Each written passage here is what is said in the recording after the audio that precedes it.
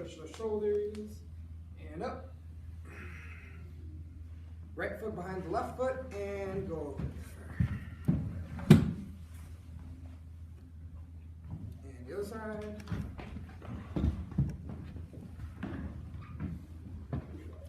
And back. And up and over. All the way down. Hang there for a second. Let everything hang, relax. Now slowly come up, vertebrae by vertebrae.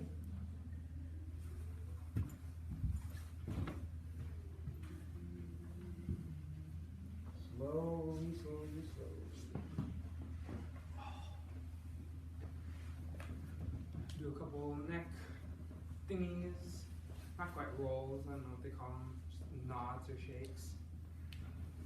Okay, now, just do what I do and you'll get it. Go. 87654321876543218765432. Alright. Better.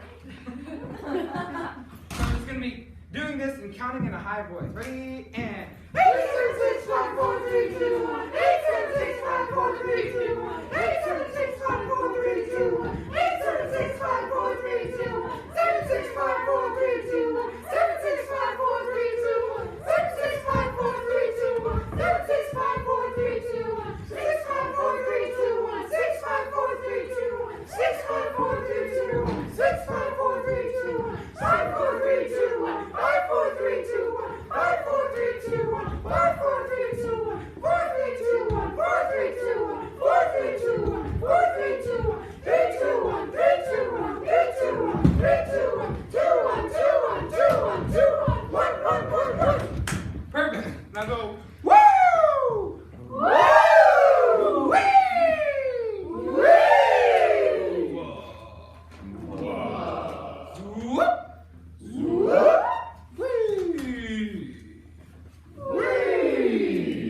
Okay. Now go.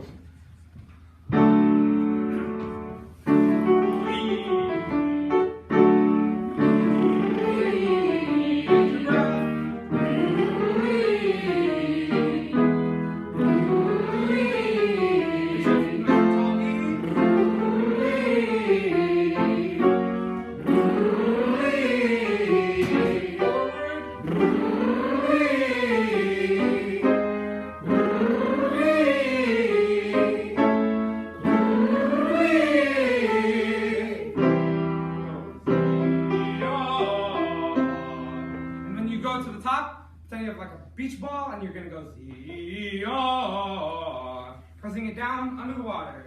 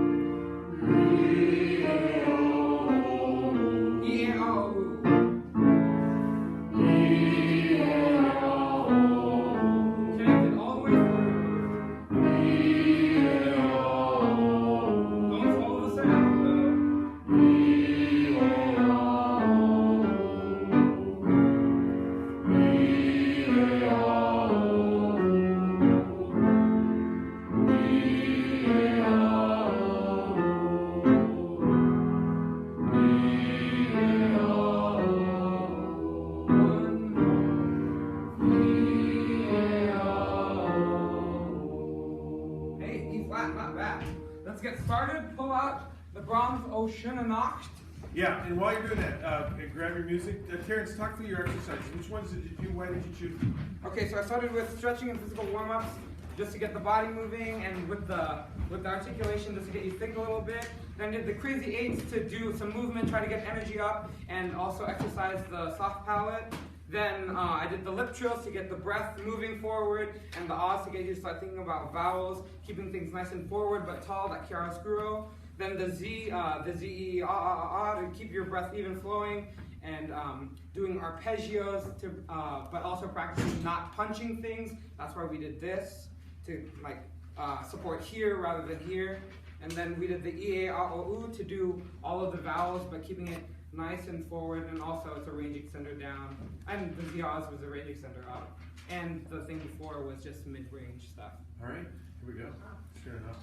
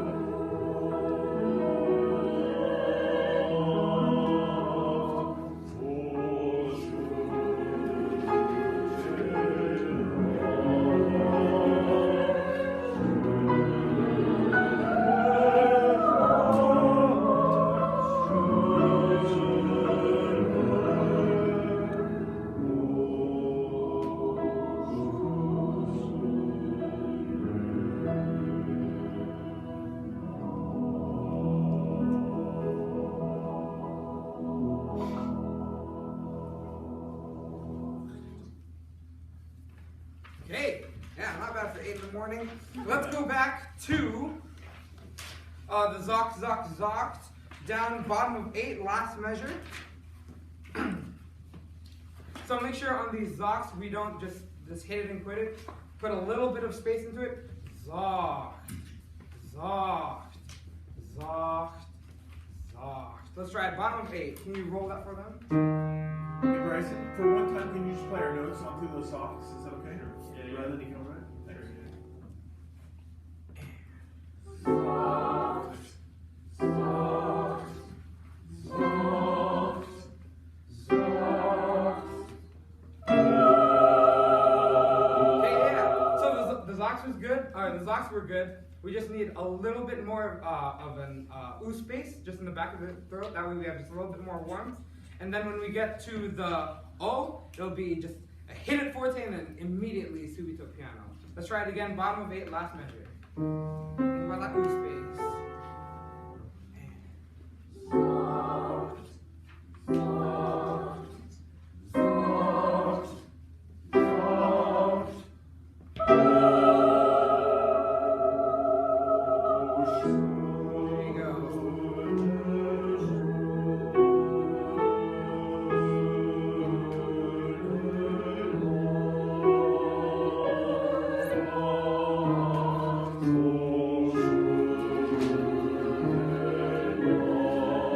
Bigger?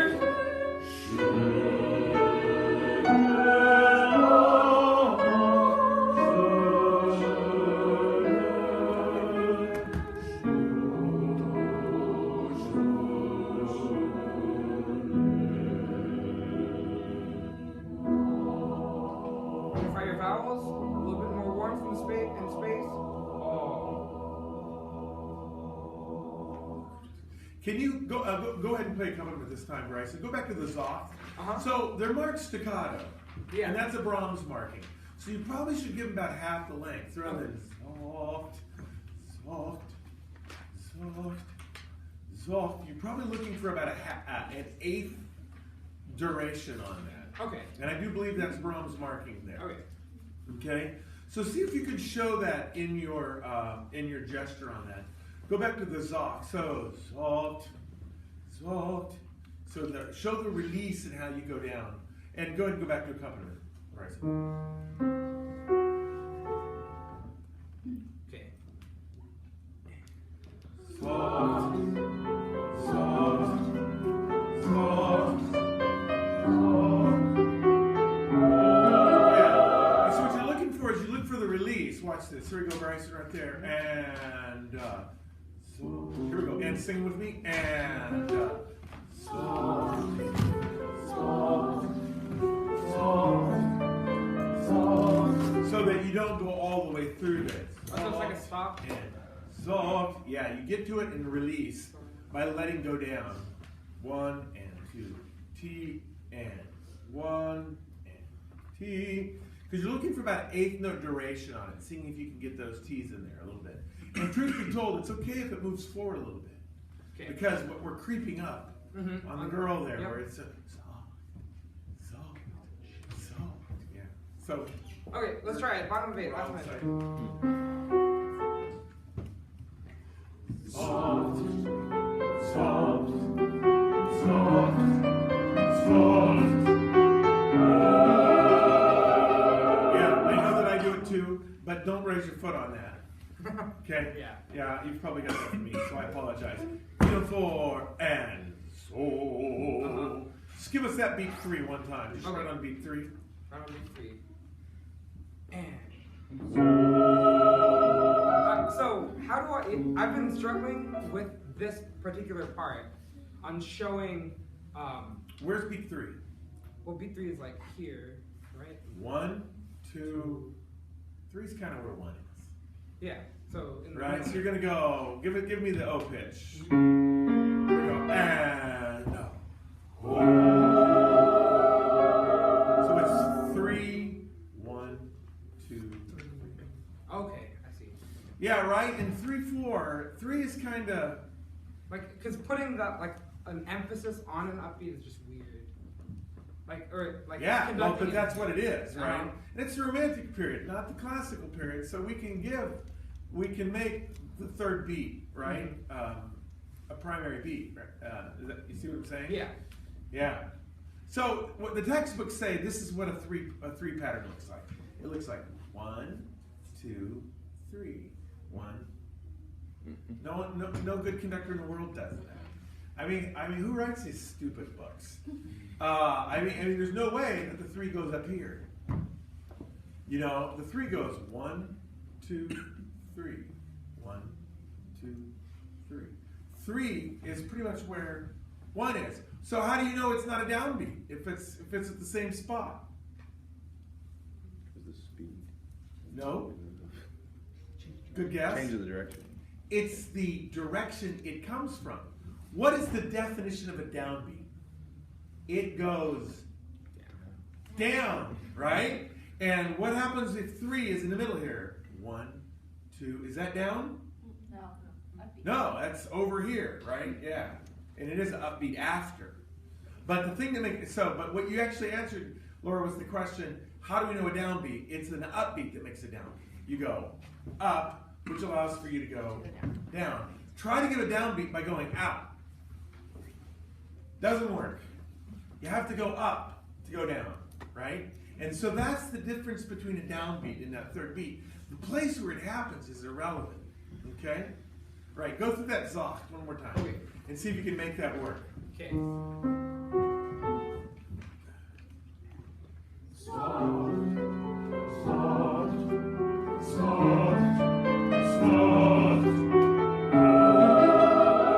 Okay, let's not do it without lifting your foot. Yeah, bad habit for me. Sorry.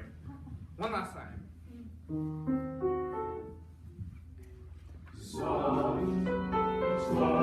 Taller body. Really low.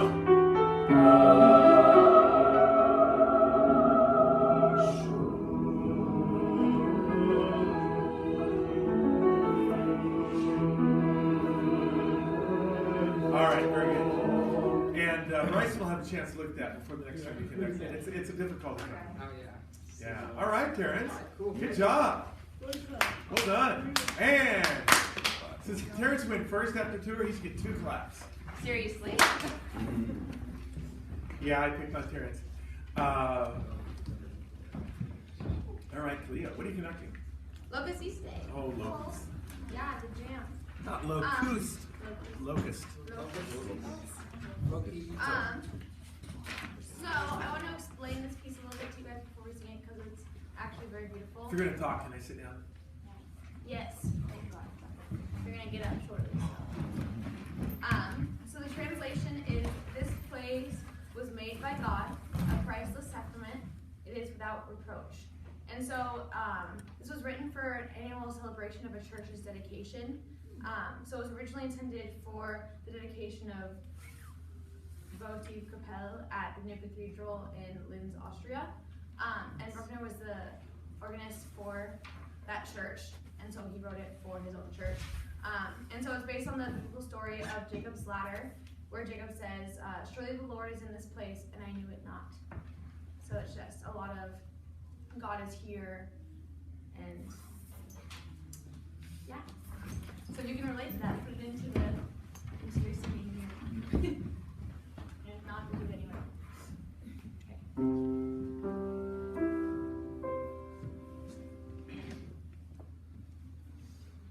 Lord,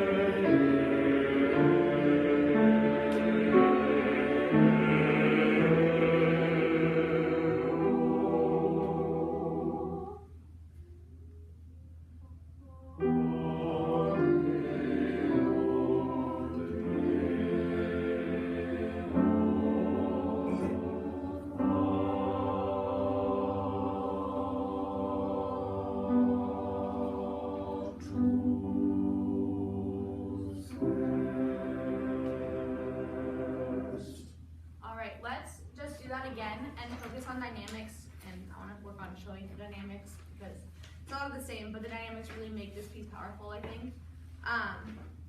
So yeah, just focus on that, and I will try to show that as well. Back to the beginning.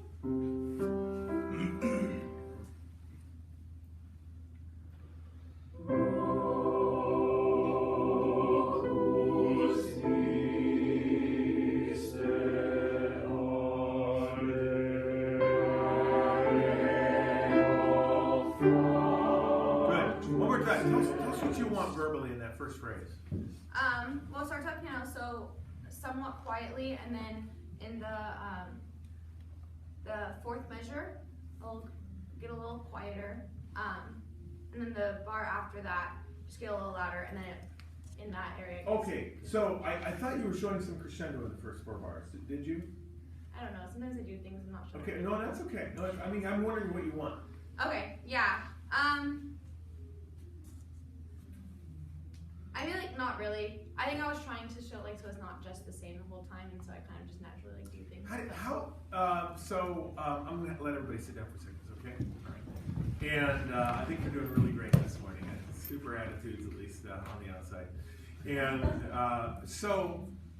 what is the definition of a romantic phrase as opposed to a classical phrase? What are the attributes we're looking for, since we know this piece is a piece by Bruckner and it's 19th century? Throw out some ideas. Can't be wrong. I mean, of course you can be wrong, but you know. Kind of just legato and pretty. Legato and pretty. So, what about tempo alteration? I feel like it's not very consistent, and so. So how do we show a romantic phrase in terms of tempo alteration? What do we get? Faster than slower, slower than faster, faster than slower, then a little bit slower, then super fast. I mean, what is the kind of the standard way to do a romantic phrase? Anyone can answer. Yes, Jerry. Speed up a little bit and slow down. Yeah. The phrase. So that's rubato, right? And so one of the things we want to work on in the next week and a half is a little bit of rubato. Sing this phrase for me, everybody. 2 and.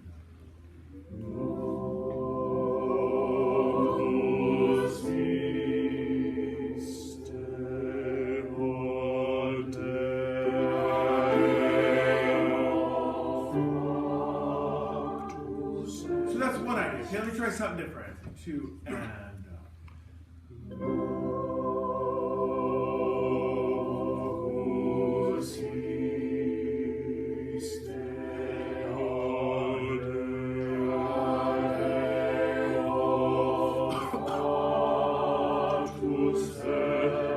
So the traditional answer is the one that Jeremy gave, and it's not wrong. It's right.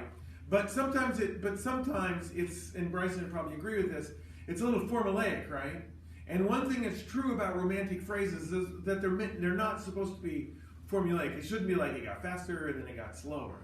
So it should be organic. It should feel natural. There should be a different flow to it than rhythm. Okay?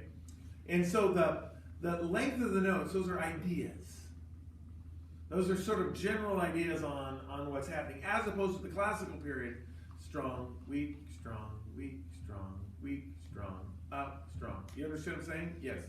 I was thinking a better way to put it would be to go a little faster, like your regular tempo up into the word that has the most importance. Yeah, I like to do that. That is a favorite idea of mine. Another thing I like to do is I like to crescendo to the important word and then surprise people by not making the important word loud. And by doing that, I make it more important. Like, let's say locus iste. I want to go to iste. 2, 3.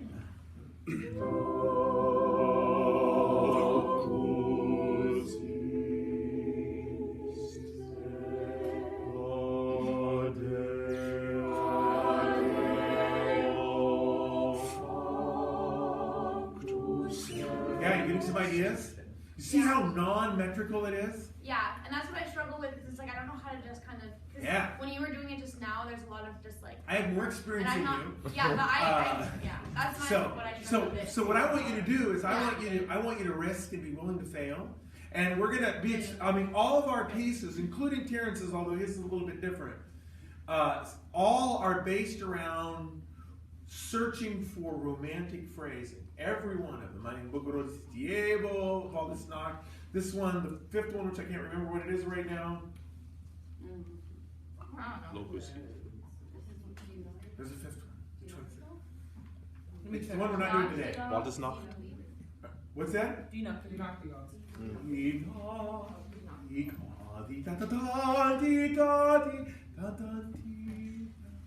Right?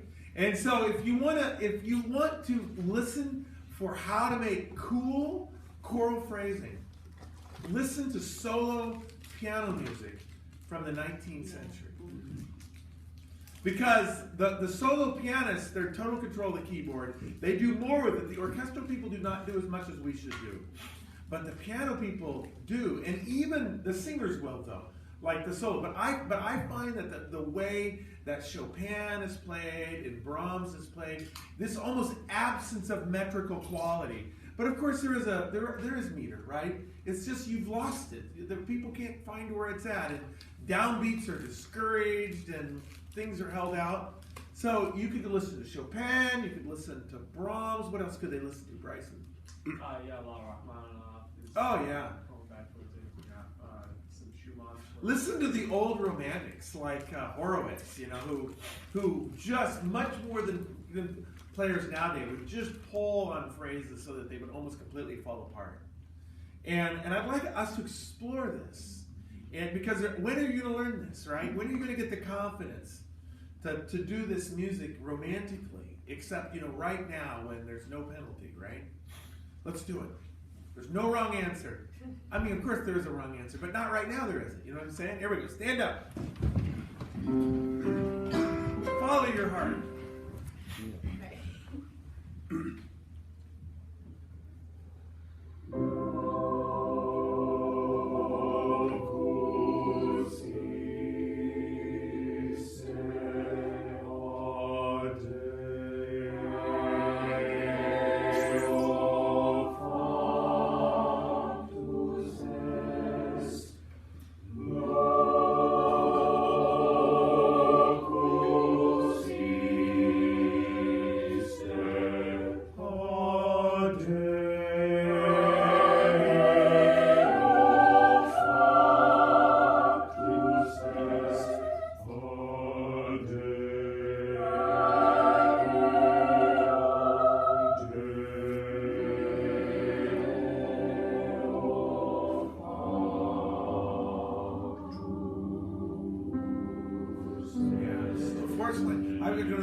But you see what you did? I don't know. That was great. That was awesome. And the only thing I would say to you is watch your tape and go further. Okay. Be more adventuresome. People lack courage when it comes to romantic phrasing. Modern singers and pianists lack courage when it comes. They're afraid of being criticized for being too unorthodox. The great romantics have all passed away, apparently. So I want you to be willing to risk and go for it, okay? All right, nice. Next. Woo. There's my clap, yeah. And there we go. So that sets up for everybody else, doesn't it? Well, My legacy stays with me, maybe the greatest. it is. Well, there's the Bulgarian. Which one are you doing, Dallas? Valdez, no. Oh, Valdez. Love it.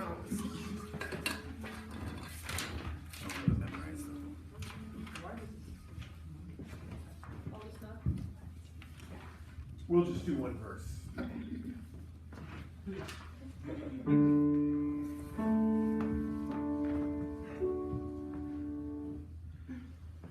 Oh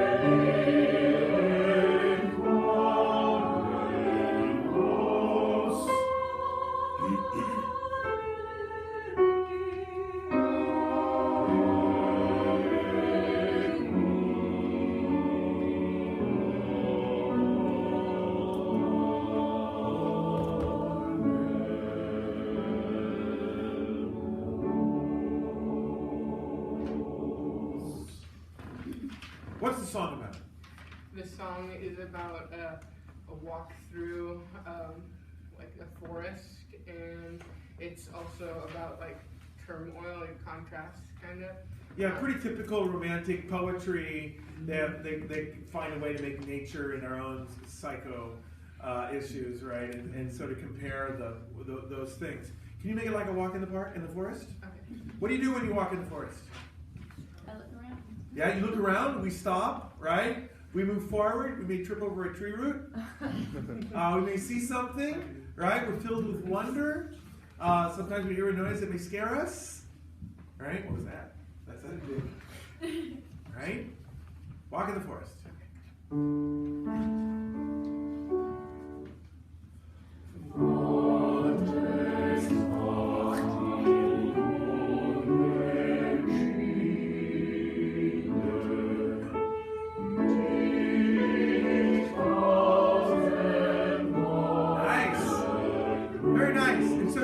The part of the forest where we're not too nervous yet, right? So it's pretty. But can you do this for me? So do you remember from theory you talked about phrases, consequent and wait, no, which one's first? The consequent and antecedent phrases, right? So this is a classic consequent and antecedent phrase. We have the first one and the second one. Can you conduct it so that we ask a question and we have an answer, but not a final answer, of course, because it's only the end of the first two phrases.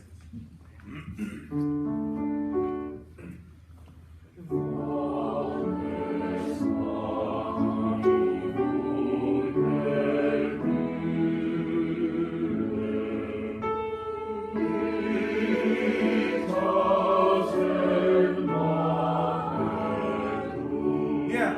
So when you think about a consequent and antecedent phrase, what are some of the tools that we have to make it sound like that?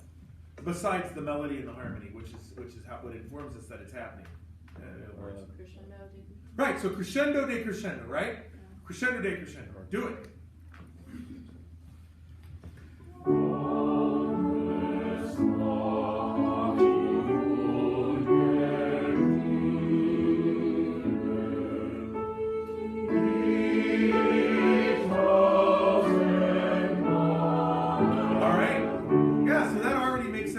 Sense. What else do we have besides cadence? What do you mean by that? There is a cadence, but what do we do with that? I'm talking about interpretive tools. So, like what you're saying, question and answer. So, like the end of the last like the last note of the phrase between the first one and the last one. Like they said, decrescendo, crescendos, but so what interpretive instruction are you giving by pulling out the cadence? How it resolves or blends. I don't know. Oh, okay. Think about it. All right, so that's kind of a choral technique, and so I'm kind of going in a different direction. That's okay. So rubato, right?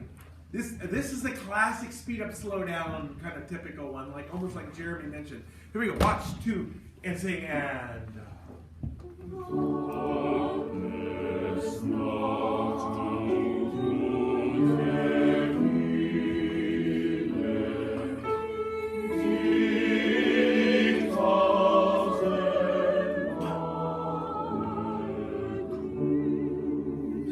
Yeah, can you play with that?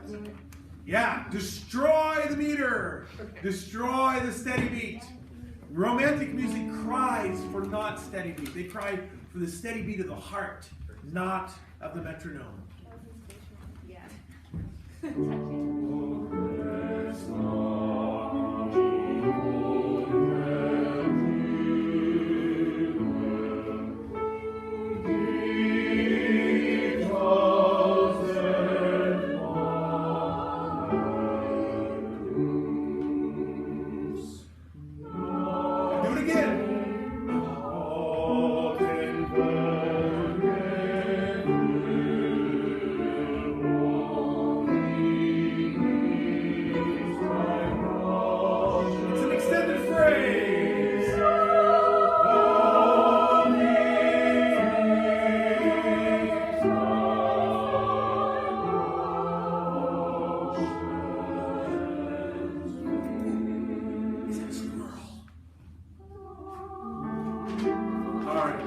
We got to move on, but you understand, Dallas? Yeah.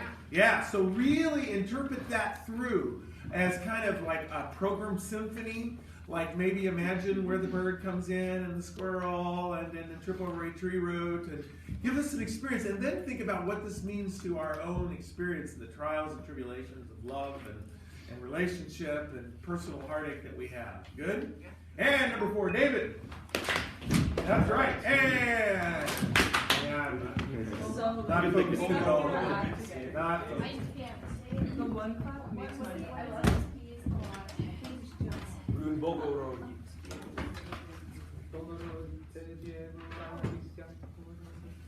So this has so this is a religious text. So the translation is, God-bearing virgin, rejoice, full of grace, Mary, the Lord is with you. And then it continues with, blessed you among women, and blessed fruit womb of you, for Savior born, for Savior born. Very quick, do you know what text this is in Latin? It's the Ave Maria. So this is like one of the most very famous Catholic texts, but this is not Catholic. This is Russian Orthodox. This is Russian Orthodox. And then at the end, we all come together for the last slide, which is, you have souls of us. What? You got your split. Oh yeah. Yeah, it just splits in We the have a altos. little alto duet. It's actually a big section though. So. All right, here we go.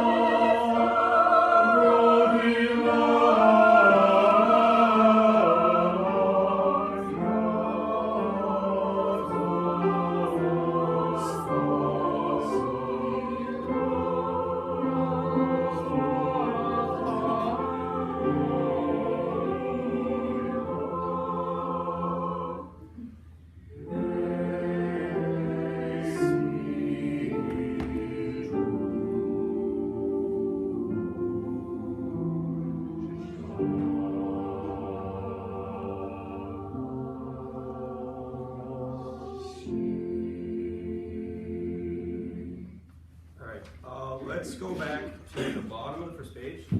So where the altos have their duet part. Let's just start with the sopranos and the tenors.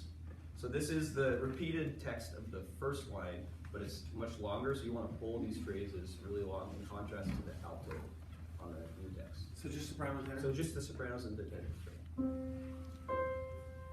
And you were in unison, if you didn't notice that.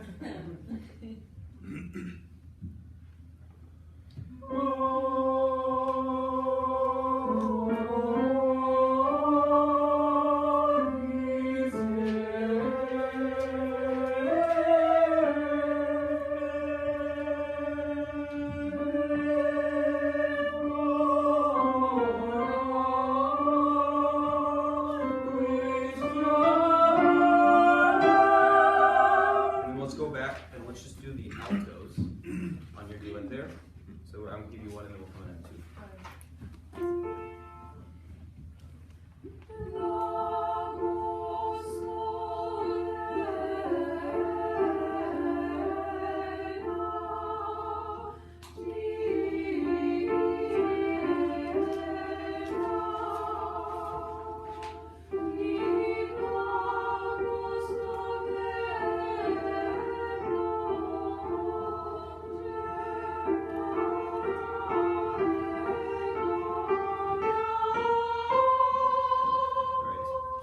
back and just add that together, and then we'll keep going. Basses, be ready to come in. So altos on beat 2.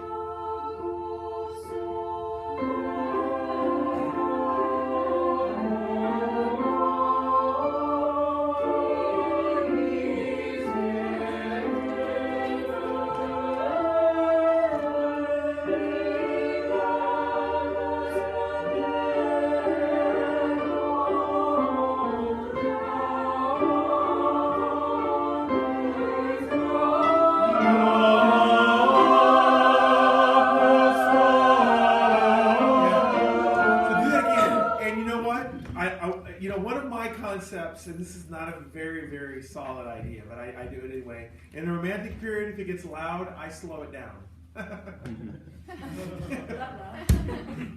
I don't know how musically justified that is, but if it's a really loud big part, then I just go slower because I think it's more fun.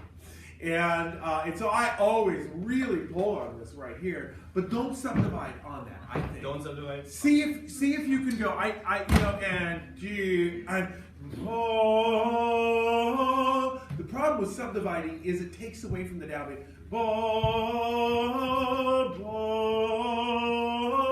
See if you can control that 6 beat. By the way, what are you doing now? Are you going 1, 2, 3? I was 1, 2, 3, 4, 5. Okay, that's cool.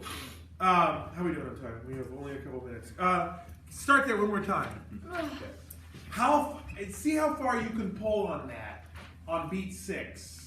And it'll retard into that without subdividing. Okay. Back to the altos. Sopranos and tenors follow the altos.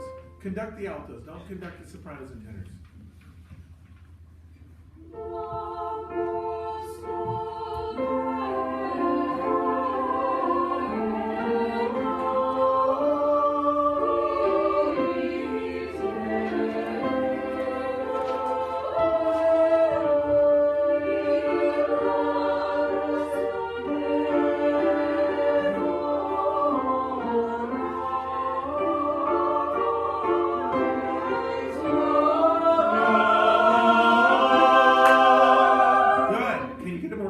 Crescendo. Yeah. So what does your score study tell you about what happens in that 6/4 at what beat in dynamics? So the 6/4 measure, you mean the pickup? The measure for the pickup? Yeah, like where are you at dynamically in that measure at what point? Does that did I explain the question very well? Oh, at what point? Yeah, like on beat 2, how loud is it? On beat 3, beat 4? Where do you mark your, I mean, the reason I asked you to write in the microdynamics in your score study is because there has to be some pre-thinking about where should I be right now? Because these guys, they don't write it in. They just write it crescendo. So I would say at a mezzo piano, beginning of the measure. Okay. And then probably a mezzo forte on the dui, and then a forte on the sa before the basses come in. And so what this leads to is in the syllabus, I say, here are the questions that should guide our turn. You say, first of all, does your score study lead to you to ask questions in the rehearsal? The question here is then, are they singing the dynamic that I want at that time? You know, am I showing it? That's the question you're asking yourself. The only way you can listen is to ask yourself a question. Otherwise, it's just like sound, right? The question is that the dynamic that it should be? Well, what did I decide? Well, I decided mezzo forte, right? Here we go. Start it right I there. want more sound. But it is kind of a small point. Yeah. So. Right, but you didn't show it. Okay, here we go. Widen your stance. Pull out your elbows like you're on the subway.